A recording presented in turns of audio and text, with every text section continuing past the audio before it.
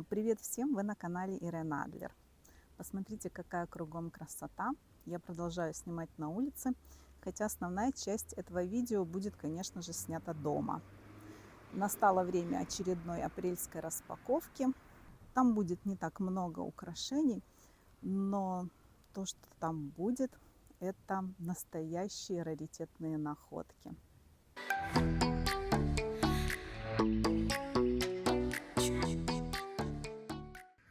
Сегодняшнее видео я начну сразу с очень интересных находок. Не буду оставлять их на последние минуты. Для последних минут у меня, кстати, тоже есть интересное, но эти я хочу показать в первую очередь. Как вы видите, это фигурки каких-то южноамериканских богов или людей еще до колумбовской эпохи, то есть это до 1600 года. Это не сами украшения, а именно то, что на них изображено. Я сейчас расскажу вам поподробнее о каждом из них. Первое — это так называемый Тайрона Кинг. Это изображение человека, ну, или короля, или какого-то шамана народа Тайрона, который существовал, как я и сказала, в доколумбовскую эпоху.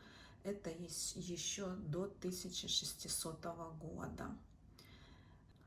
Зачастую вот эти вот ихние башки выглядели как бы агрессивно, то есть в реальности шаманы их носили какие-то маски, какие-то украшения для головы. Здесь это хорошо видно.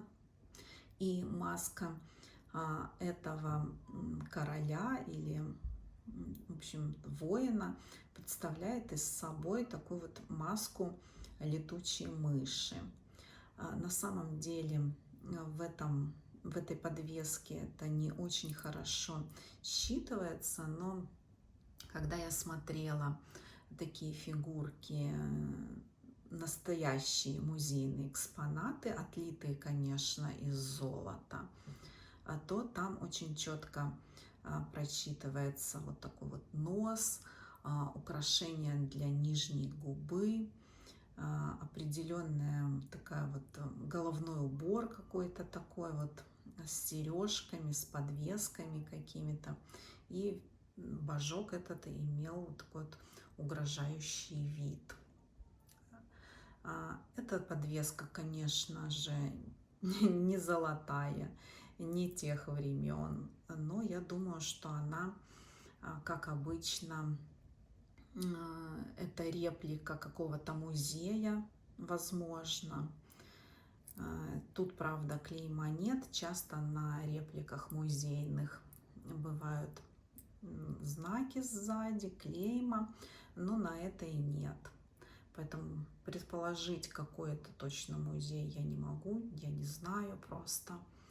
Ну вот то, что это очень хорошее покрытие золотое, это однозначно. Вот красивая, интересная подвеска. И вторая тоже подвеска и одновременно брошь. У нее есть здесь и то, и другое. Носить можно в двух вариантах. Здесь уже есть клеймо Marbella SA. И сейчас я вам расскажу вот об этой броши поподробнее. Я уже нашла информацию о ней, и она достаточно интересна. Посмотрите, во-первых, как она в несколько ярусов выполнена. То есть она такая вот объемная, тоже изображение некоего бога древних цивилизаций до колумбовской эпохи. И изображен здесь бог смерти ацтекский. Как он называется, я напишу, потому что это труднопроизносимые слова, чтобы не произнести неправильно, я все это напишу. Вообще вот эта брошь сделана мексиканским мастером Сальвадором Тераном. Это очень интересный, уникальный мастер, который вдохновлен был произведениями искусства древних цивилизаций южноамериканских. Он создавал не только ювелирные изделия, но и предметы домашнего декора, вазы, подносы. У него есть работы, инкрустированные мозаикой. Сначала он работал вместе со своими двоюродными братьями где-то в Мексике с 1939 до 1952 года, а после он уехал сам в Мехико и создал там свою мастерскую уже с наемными людьми, и там вот именно прославился своими вот этими вот изделиями. Все они были сделаны с прекрасным золотым покрытием, и в частности вот эта вот маркировка Marbella AS Мехико означает то, что Сальвадор Теран, он сделал эти украшения по заказу большого и достаточно известного, я так понимаю, универмага в Мехико Marbella. Здесь изображен, как я и сказала, ацтекский бог смерти. И оригинальная вот такая вот, не брошь, а это был такой предмет, который прикалывался, я так понимаю, на одежду игроков, которые играли, вот если вы когда-то смотрели, интересовались древними южноамериканскими цивилизациями, они часто играли в такие спортивные игры с мячом, там, и с какими-то предметами. Оригинальный золотой значок был найден в одной из гробниц в раскопках в Колумбии, на территории Колумбии. И по этому значку вот этот художник, ювелир Сальвадор Теран создал уже более современную его версию. Хотя, глядя на эту картинку предметов, найденной в гробнице, можно увидеть, что эта брошь достаточно точно сделана. Вот такие вот интересные находки вот этих вот башков. Я их нашла, что интересно, у одного продавца, и, возможно, это кто-то коллекционировал, вот, а потом они попали ко мне. Такая вот история этих брошей. Дальше не будем далеко отходить от гробниц. Это чешская брошь на египетскую тематику. У них часто бывали такие вот украшения, и не раз мне они попадались, я постоянно их показываю. Эта тема в Европе, в европейской бижутерии была популярна после 1922 года, когда была найдена гробница Тутанхамона, и вот все мастера выпускали какие-то коллекции, посвященные Египту, древнему Египту. Не могу предположить, каких годов эта брошь, возможно, 40-х или, может быть, позже была произведена. Ну, вот такая вот брошь с фараоном и такими вот мумиями. Все остальные находки будут тоже чешскими брошами. И что о них можно сказать, кроме того, что они великолепны? Я, честно говоря, не знаю, уже так много говорила об этом. тоже вот посмотрите, это брошь двухъярусная, то есть вот подложка вот такая и сверху цветочная декорация с кристаллами. Очень красивая. И вот это вот крепление, мне кажется, оно свойственно более старым брошам. Могу, конечно, ошибаться, но вот почему-то мне кажется, что вот это крепление ярусов, видите, вот верхний ярус закреплен просто вот такими вот зажимами. И мне кажется, что все-таки это брошь еще Первой Чешской Республики, то есть довоенная. Следующая брошь, вообще я считаю, что это 100% 30-х годов брошь, потому что изделия довоенной эпохи отличаются утонченностью, изысканностью какой-то. Видите, вот здесь вот очень красивая сетчатая такая вот оправа у этих вот кристаллов квадратных. И просто я не встречала подобный дизайн уже в советской бижутерии, уже эпохи 50-х, 60-х годов уже нет. Ну и кристаллы здесь со временем стали немножко мутными такими уже, что говорит о старости броши. Все остальные броши тоже будут из Чехии. Не знаю, что сказать. Ну вот правда, что тут можно сказать, кроме того, что это великолепная работа, что это потрясающая брошь. Тоже брошь состоит из нескольких ярусов. Посмотрите еще раз, какая тончайшая работа, какой тончайший ажур. А здесь немного вокруг центрального камня, конечно, уже патина. Если вам видно, вот она такая темная. Я уже говорила как-то о такой патине. Я эти украшения еще не чистила, но такая патина, она уже дала эффект на покрытие, и то есть вот этого золотого покрытия под ней уже не будет. Даже если ее счистить, там будет оголенная медь.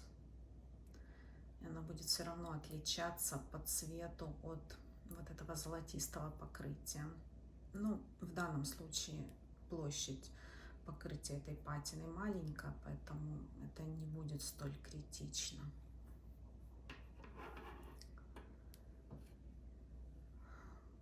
Следующая красавица. Вот просто нужно ими любоваться.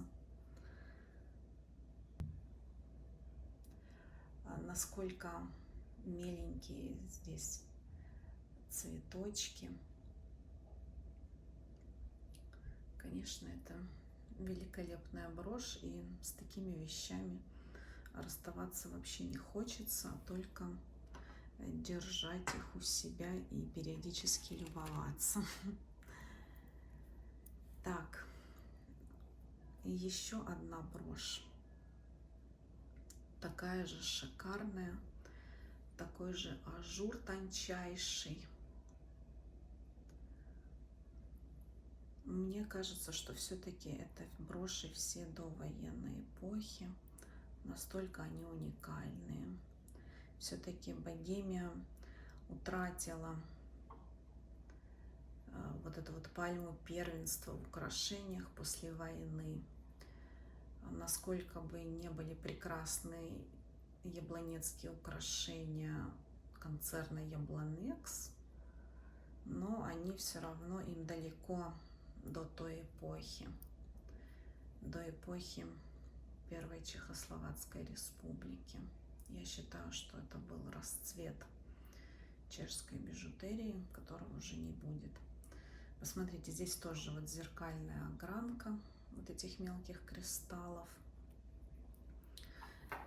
Насколько цветовая гамма стекла была разнообразна. Подвину эти украшения, чтобы они тоже радовали наш глаз.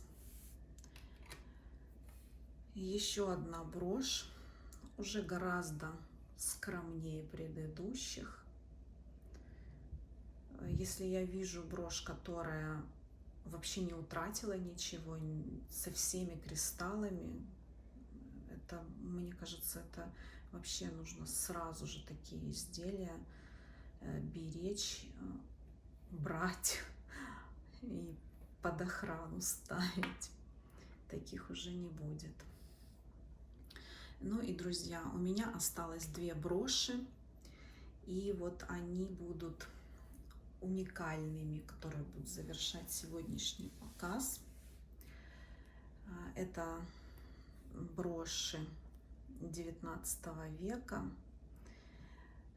Вот эта вот брошь полностью стеклянная. Это стекло. Видите, здесь такой вот конь, как он называется, пегас, да, с крыльями. Такие броши очень напоминают пуговицы, а эпоха расцвета пуговиц это был 19 век, когда бум был просто по всему миру на пуговицы, и пуговицы были уникальные. Это были произведения искусств. Ну и сами понимаете, что по факту пуговица это та же брошь. Так что вот это вот уникальное изделие, которое сейчас встретить можно, пожалуй, только в музее стекла и бижутерии. Это очень редкая вещь. Здесь даже вот эта вот золотая рамочка, золотое покрытие, все осталось целое. Раритетная брошь. И последняя брошь на сегодня. Для тех, кто знает чешскую бижутерию, ну или хотя бы, если вы смотрели мое видео из музея и помните его, то эта брошь является так называемой черной бижутерией яблонецкой. Эти украшения были созданы как имитация черного гагата, драгоценного камня или полудрагоценного. Напомню вам, что черная бижутерия – это такой тренд, скажем так, 19 века, который ввела королева Виктория, можно сказать. После смерти своего мужа она была до конца своих дней в трауре и носила только черные украшения. И так как короли, конечно же, в те времена, во времена королей были основными инфлюенсерами мировыми, то и это, естественно, наложило отпечаток и на всю индустрию украшений. И в частности, чешские украшения, черная бижутерия, были настолько утонченными, настолько элегантными, что на них ввелась вот эта вот мода такая, вполне, это уже не являлись траурными украшениями или какими-то украшениями, означающими печаль. Посмотрите, насколько оно элегантное и тонкое. Здесь, конечно, вот не хватает, если вы заметили, одного кристалла, одного камешка, но это совершенно не повод, чтобы это украшение не иметь в коллекции. И когда я увидела эту брошь, я просто не могла поверить своим глазам, потому что эти вещи, это уже стопроцентно музейные экспонаты. Сейчас их уже не найти, они, возможно, есть только в частных коллекциях. В общем, я очень рада этой находке и закончу сегодняшний показ именно этой вещицей. Покажу еще раз крупным планом все сегодняшние украшения. По традиции, я надеюсь, что мое видео вам понравилось. Ставьте лайки, подписывайтесь на канал, кто еще не подписан. Всем пока. До встречи в следующем видео.